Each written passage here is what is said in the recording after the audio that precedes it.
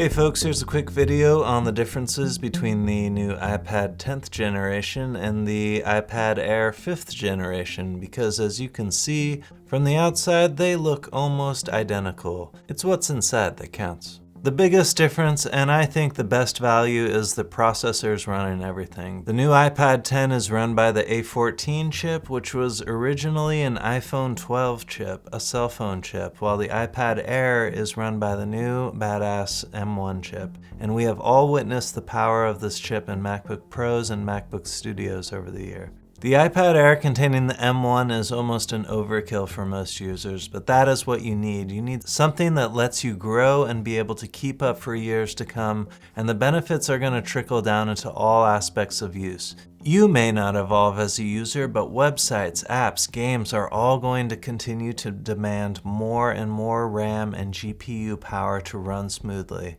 So for $150-ish more, you are getting some peace of mind that the iPad Air is going to last you for a long time if you take care of it. The other major difference that I just can't get over is this pencil dilemma going on with the new iPad 10s.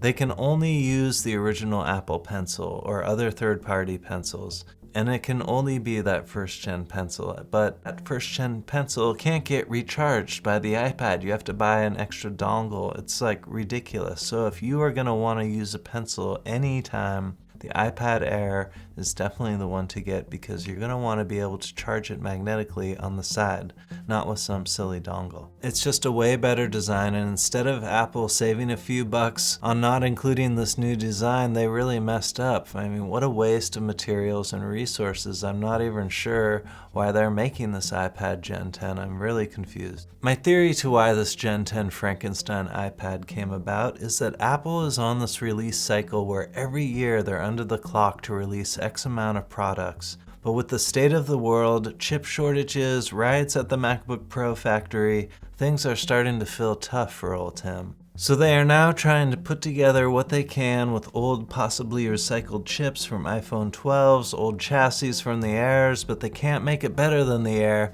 They have to sabotage it in some way to pigeonhole us as consumers. It just feels like a product where there were too many cooks in the kitchen. Too many Tim Cooks in the kitchen. So if you can afford to eke out another $150 for your new iPad, I think you will be very happy with the iPad Air for years to come. And definitely check out Apple's refurbished section, or wait for some of these holiday sales coming up, because there are just too many good iPads out there these days. Which is great for us consumers, because now stores need to get rid of last year's powerful iPads at discount prices. So good luck, my savvy shoppers, and thanks for watching.